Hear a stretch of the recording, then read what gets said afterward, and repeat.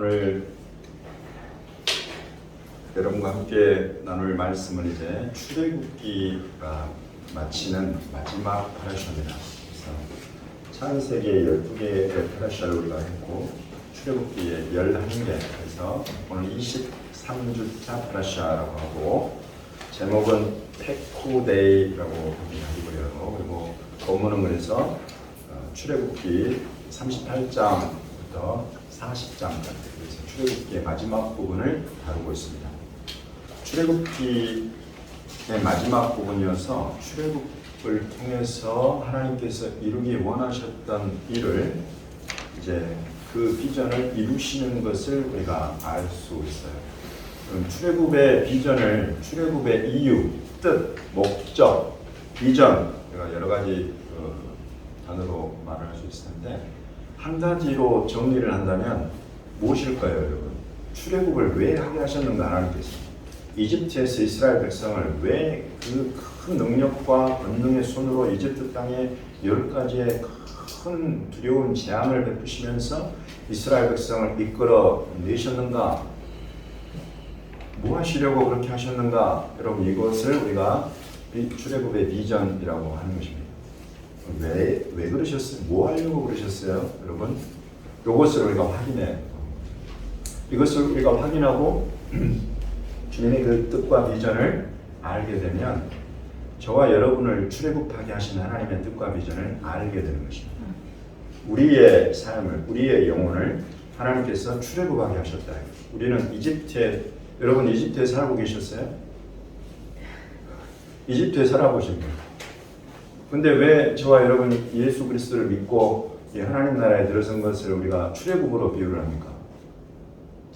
이런 출애굽했다 그러잖아요. 우리가 출애굽의 역사가 내 삶에 일어났다, 이렇게 여러분 표현해요. 우리가 예수 그리스도를 믿고 하나님 나라에 들어간 것을.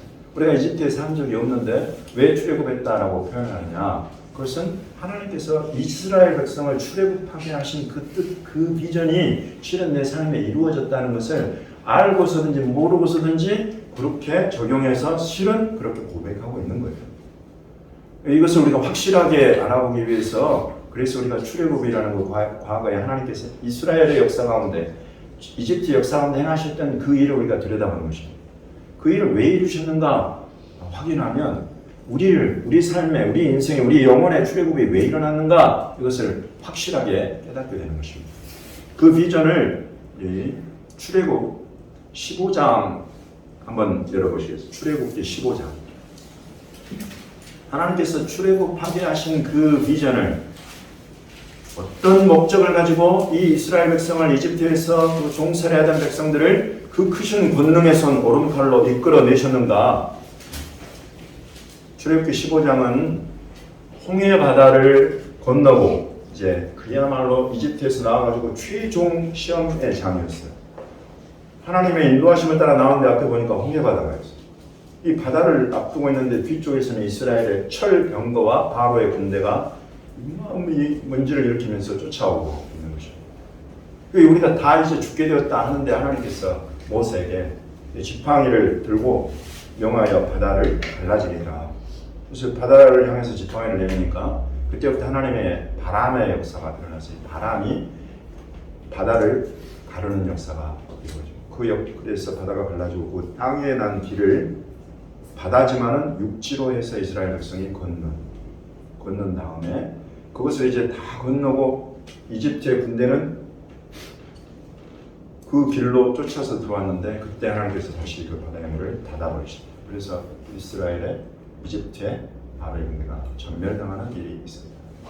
그 사건 바로 직후에 모세가 노래를 지어서 하나님께 영광을 올려드리는 그 내용이 출애굽기 15장입니다. 그래서 이것을 우리가 모세의 노래라고 불러요. 이 모세의 노래는 여기에서 끝나는 것이 아니라 계시록에 등장, 계시록의 어린 양의 노래와 더불어서 모세의 노래가 같이 나와요. 그것은 모세로 말미암아서 이루신 출애굽의 비전과 어린 양을 통해서 이루신 출애굽의 역사의 비전이 동일하다는 그런 뜻을 실은 담고 있어요. 그래서 이 도대체 출애굽의 비전이 무엇인가 하고 모세의 노래 속에 담겨있는 비전을 살펴보니까 출애굽기 15장 13절을 같이 한번 읽어보겠습니다. 13절 시작.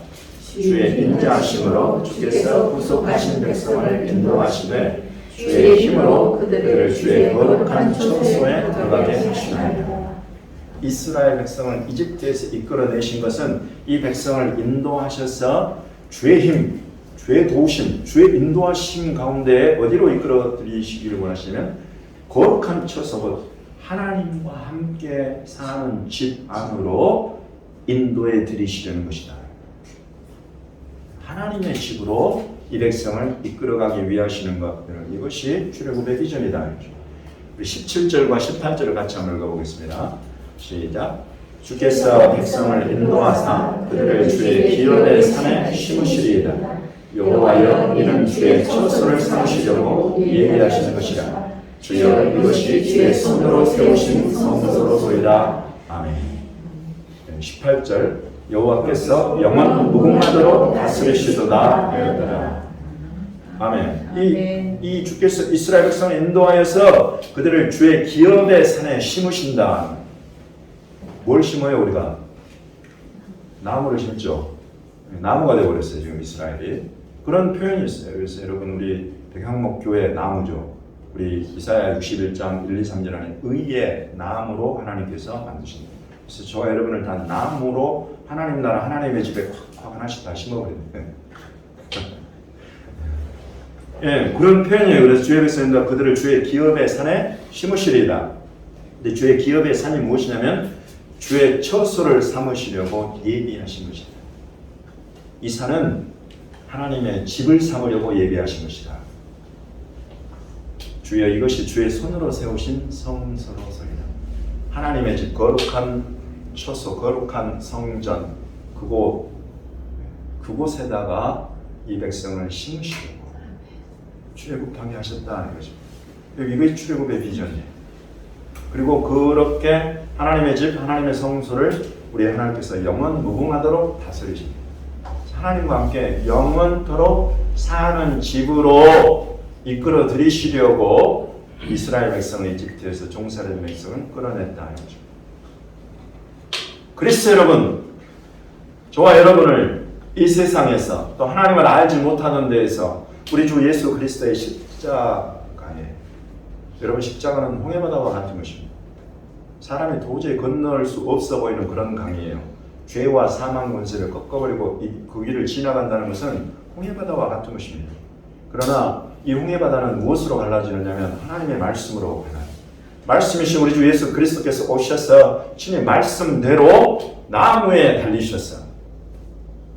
하나님의 기가 막힌 장치들을 보십시오. 예수 그리스도를 다른 어떤 것에 달게 하신 것이 아니라 나무에 달리게 하셨습니다.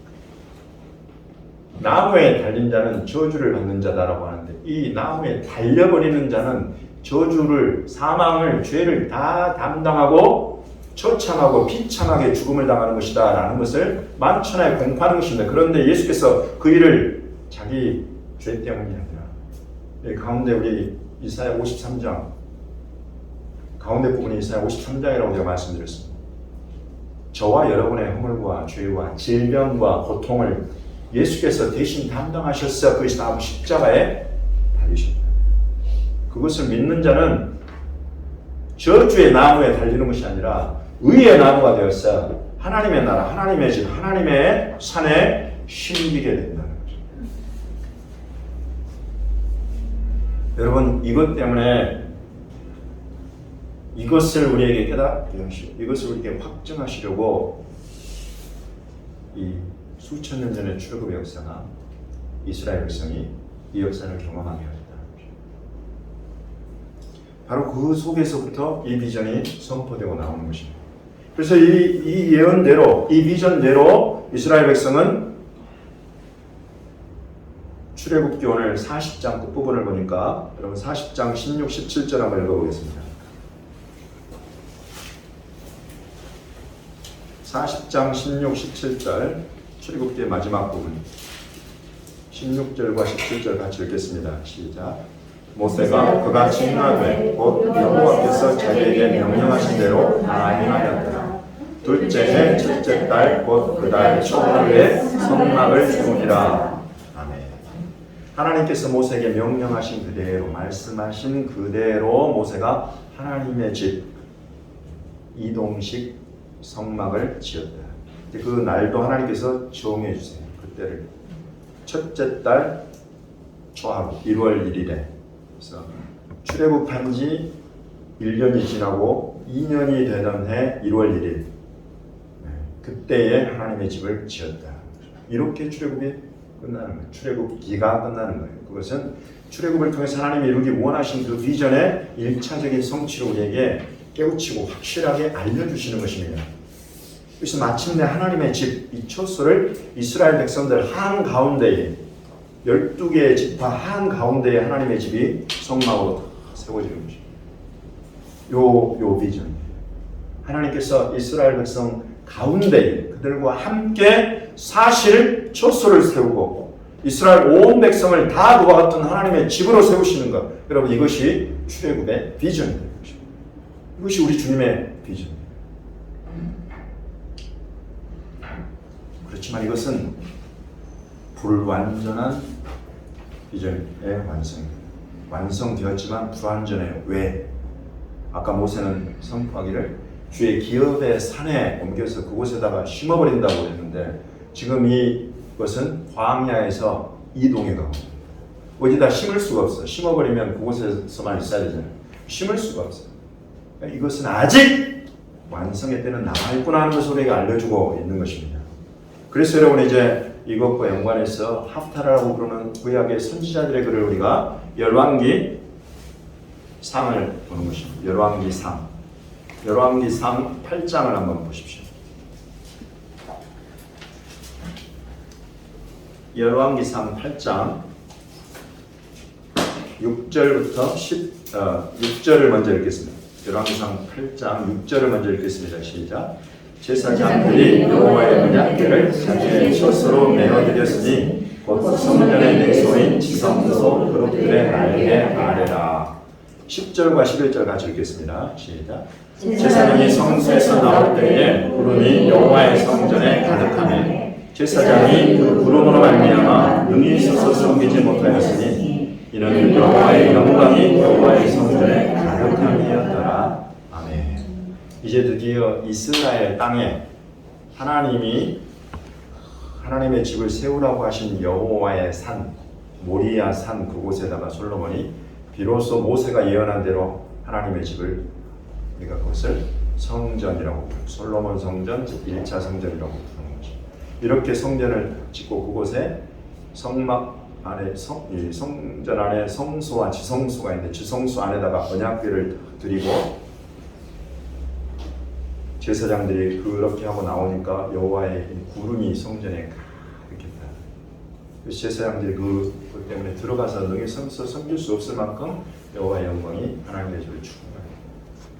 이것이 모세로 말미암아 하신 예언의 그 비전의 성취입니다. 이스라엘 땅 예루살렘 모리아 산 그곳에 하나님이 정하신 시간대로 하나님의 집을 이스라엘 백성들 가운데 짓고 완성하였다. 이 일이 일어나는 거예요.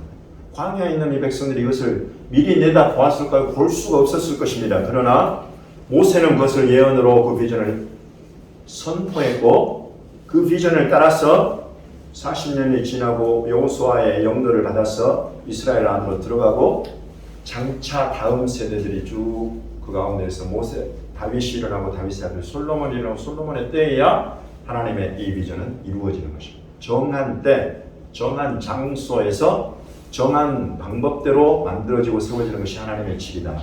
이것을 우리에게 확실하게 확인시켜 주는 거예요. 이렇게 하나님은 일하세요. 지금 여기 솔로몬 성전에 일어났던 이 일은 아까 제가 여러분과 함께 읽지 않고 넘어갔는데 출애굽기 40장 마지막 부분에 34절부터 38절 내용이 있습니다. 구름이 회막에 덮이고 여호와의 영광이 성막에 충만하며 모세가 회막에 들어갈 수 없었으니 이는 구름이 회막 위에 덮이고 여호와의 영광이 성막에 충만함이었으며 동일한 이런 여호와의 임재에 표현되는 것들이 나타난다. 여러분 이렇게 일어났어요. 이런 일들이 그럼 여러분 이스라엘에 일어난 이 일이 출애굽과 광야의 성막과 이스라엘 예루살렘에 지어진 하나님의 집 성전 모리아산에 지어진 이 성전이 저와 여러분에게 무슨 의미가 있습니까? 저와 여러분에게 무슨 의미가 있는가? 여러분 이것을 확인해 보는 것입니다. 요한복음 14장을 보겠습니다. 요한복음 14장에 이것이 이번 주에 지금 파라슈아라고 부르는 신구약 성경 함께 읽기 안에 들어있는 본문입니다. 요한복음 14장 1, 2, 3절을 같이 읽어보겠습니다. 시작. 너희는 마음에 근심하지 말라. 하나님을 믿으니 또 나를 믿으라. 내 아버지 집에 거할 곳이 많도다. 그렇지 않으면 너희에게 이르시리라. 내가 너희를 위하여 거처를 예비하러 가노니 가서 너희를 위하여 거처를 예비하면 내가 다시 와서 너희를 내게로 영접하여 나 있는 곳에 너희도 있게 하리라. 모세가 선포하고 예언했던 출애굽의 비전, 동일한 비전을 지금 예수님께서 말씀하고 계십니다. 내가 너희를 위해서 처소를 예비하러 간다. 이 처소를 예비하면 너희를 내 있는 곳으로 이끌어서 너희와 영원토록 함께 있을 것이다. 하나님께서 이스라엘 백성, 광야를 걸어가는 이스라엘 백성에게 반드시 하나님의 산, 하나님의 집, 그곳에 이르기까지 내가 너희를 인도해 갈 것이다 약속하셨는데 지금 예수님도 동일한 약속을 하고 계십니다. 하나님이 정하신 처소, 그 처소가 있다. 그곳을 내가 예비하고 너희를 그곳으로 이끌어 갈 것이다. 이렇게 예언하신 것입니다. 어떻게 일이 일어나는 것인가? 16절, 17절 같이 한번 보겠습니다. 16절과 17절 같이 읽겠습니다. 시작. 내가 아버지께 구하겠으니 그가 또 다른 보혜사를 너희에게 주사 영원토록 너희와 함께 있게 하리니 그는 지금 이의 영이라. 세상은 능히 그를 받지 못하나니 이는 그를 보지도 못하고 알지도 못함이라. 그러나 너희는 그를 아나니 그는 너희와 함께 거하시며 또 너희 속에 계시겠습니다. 아멘. 네. 요것을 기억해 두시고 23절을 같이 보겠습니다. 23절 시작. 예수께서 대답하여 이르시되 사람이 나를 사랑하면 내 말을 지키리니 내 아버지께서 그를 사랑하실 것이요 우리가 그에게 가서 거처를 그와 함께하리라. 아멘. 지금 여기 거처가 두 가지가 나오죠. 하나는 예수님께서 가서 준비하신다는 거처가 하나 나오고 또 하나는 너희가 사람이 나를 사랑하면 내 말을 지킬 것이다. 예수님의 말씀을 읽고 듣고 묵상하고 깨닫고 그 말씀을 지키는 사람. 여러분 이것을 우리가 누구라고 부르냐면 영접한 자, 믿는 자라고. 예수님을 영접하고 믿는다는 것은 예수님의 말씀을 듣고 읽고 묵상하고 깨닫고 그 말씀대로 순종해서 사는 그 사람을 말하는 것입니다. 이 사람은 내 아버지께서 그를 사랑하셔서 우리가 그에게 가서 거처를 그와 함께 한다라고 말씀하십니다.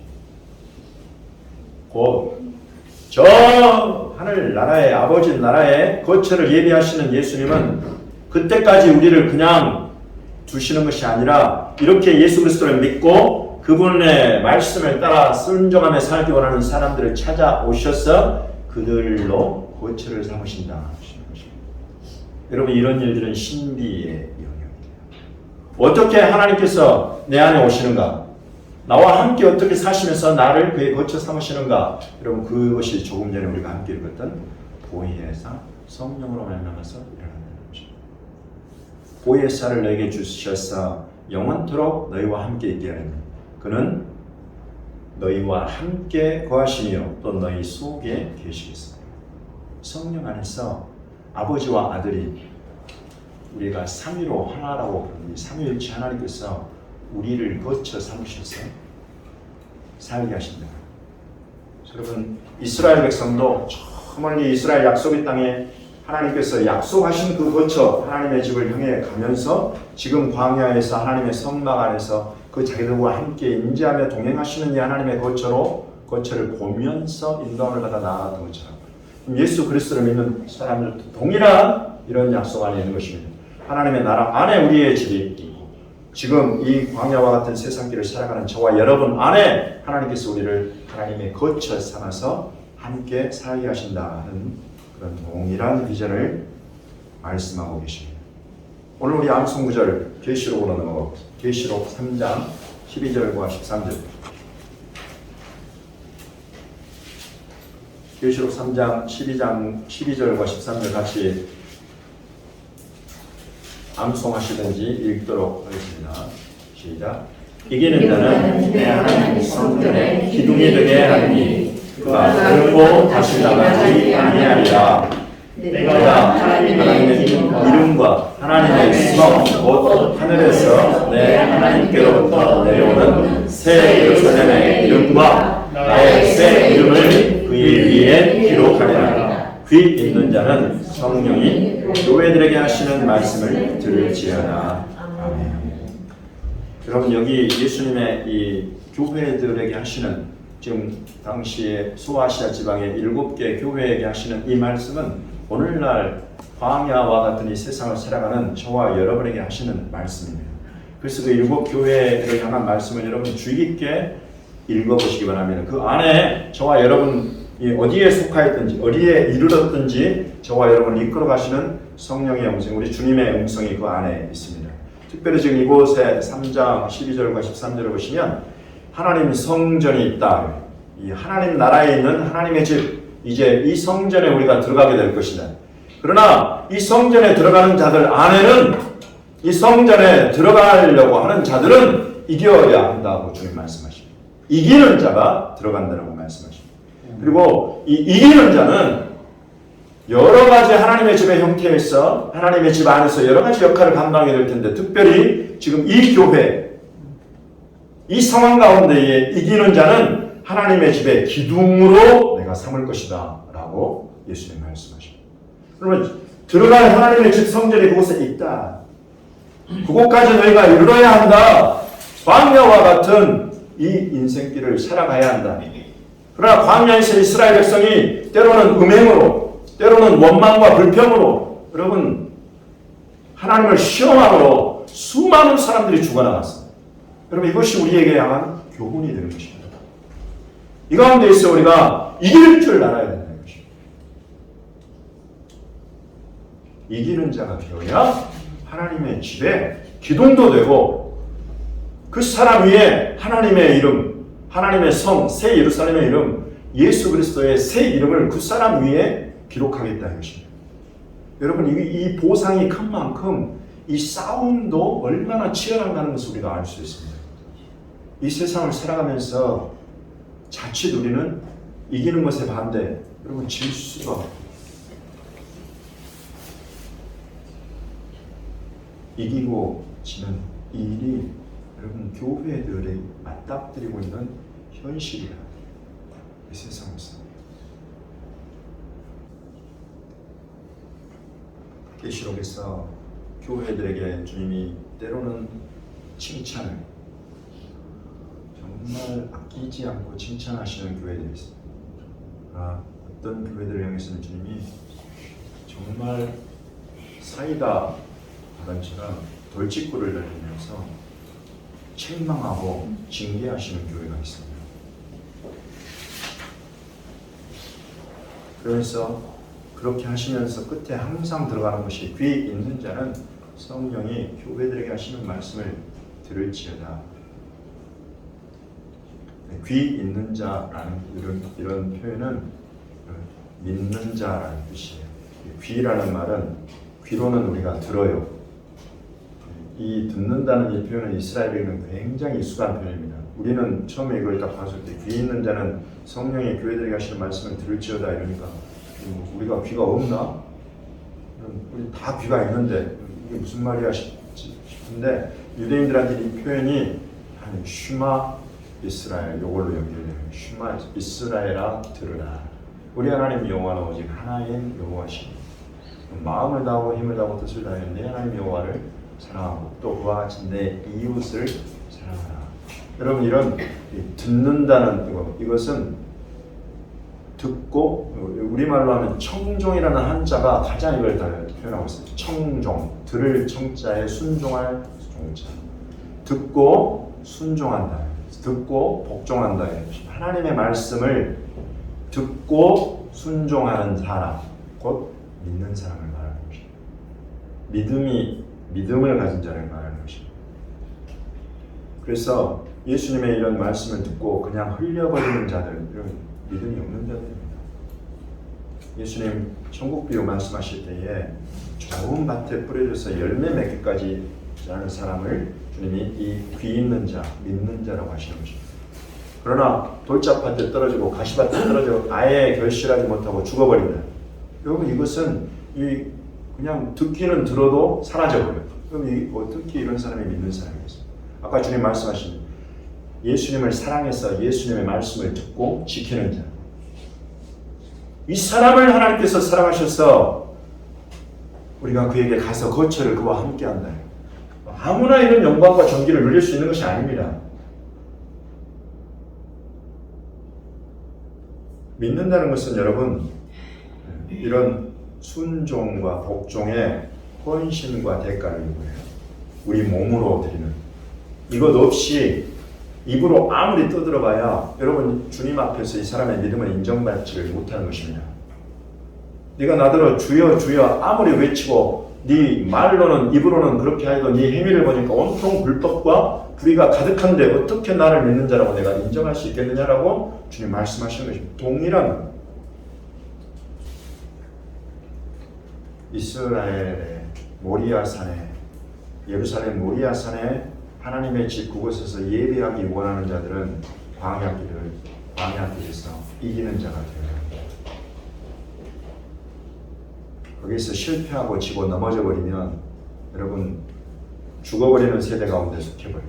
그러나 하나님께서 일으키시는 그 믿음의 다음 세대 안에 들어가는 것은 이기는 자가 된다는 것입니다. 주님은 분명하게 말씀하십니다. 이기는 자가 있고 지는 자가 있다. 마지막으로 볼 말씀이 계시록 21장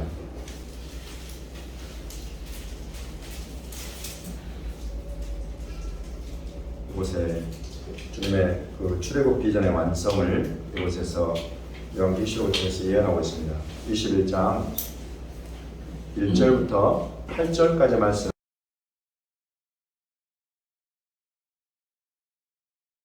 지금 이 계시록 21장에 하나님은 확실한 것을 약속해 놓고 계십니다. 새 하늘과 새 땅이 있다. 새 하늘과 새 땅에는 새 예루살렘이 있다. 그 새 예루살렘 안에 이기는 자는 들어가게 될 것이다. 이것을 상속으로 유업으로 받게 될 것이다 라고 약속을 해놓으셨어요. 이기는 자. 그 안에는 하나님의 장막이 사람들과 함께 있어서 하나님이 그들과 함께 계신다. 출애굽의 비전이 이제 그곳에서는 완성되는 것을 일관되게 말씀하세요. 한 번도 미혹되거나 흔들리거나 혼잡게 된 적이 없어요. 하나님의 뜻은, 말씀은, 약속은 확실해요. 그들과 함께 계시니 그들은 하나님의 백성이 되고 하나님은 친히 그들과 함께 계셨어요. 모든 눈물을 그 눈에서 닦아주시니 다시는 사망이 없고 애통하는 것도 없고 곡하는 것도 없고 아픈 것도 다시 있지 않는 그런 것이다. 너무나 확실하게 우리에게 보여주고 나는 알파와 오메가 처음과 마지막이다. 이 짧은 말씀은 성경 전체를 실은 하고 있어요. 처음 보여주신 것들이 마지막 완성을 실은 그림자로 보여주는 것이고 마지막은 그 실체가 될 것입니다. 알파 처음 시작하신 분은 오메가 맞춰서 완성하시는 분이 될 것이다. 지금 구약에서 보여주신 모든 것들이 신약 예수님을 거쳐서 하나님의 나라에서 완성되는 것을 이 딱 한 문장으로 표현하고 계십니다. 이렇게 말씀하실 수 있는 신이 어디 있겠습니까? 이기는 자는 이것들을 상속으로 받으리라. 나는 그의 하나님이 되고 그는 내 아들이 되리라. 여러분, 이기는 자가 되어야 한다. 이기는 자의 반대가 마지막에 있습니다. 8절에. 이기는 자가 되지 않고 지는 자, 패하는 자, 실패하는 자라는 것은 두려워하는 자. 이 두려워하는 자들의 특징은 견고함이 없어요. 뿌리가 의의 나무로 탁 신겨서 든든히 서서 어떠한 광풍이 몰아쳐도 넘어지지 않는 그런 믿음의 뿌리가 든든히 박혀있는 사람이어야 하는데, 이 사람은 광풍에 여동해가지고 이리 흔들리고 저리 흔들리고, 이 사람이 이렇게 연하면 저렇게 가고 저 사람이 저렇게 연하면 저렇게 흔들리고. 왜냐하면 이 사람의 뿌리는 사람의 말에 있는 것이지 우리 주 예수 그리스도의 말씀에 바탕하고 있지 않기 때문에 이런 사람들 안에는 두려움이 있어요.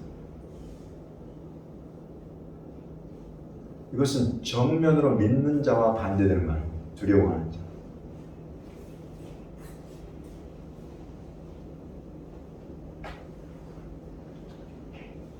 사랑 안에 두려움이 없고 온전한 사랑이 두려움을 내쫓는다고 말씀하셨습니다. 우리 주 예수 그리스도의 사랑 안에 든든히 거하는 사람 안에는 이런 두려움이 없습니다. 두려워하는 자, 믿지 아니하는 자,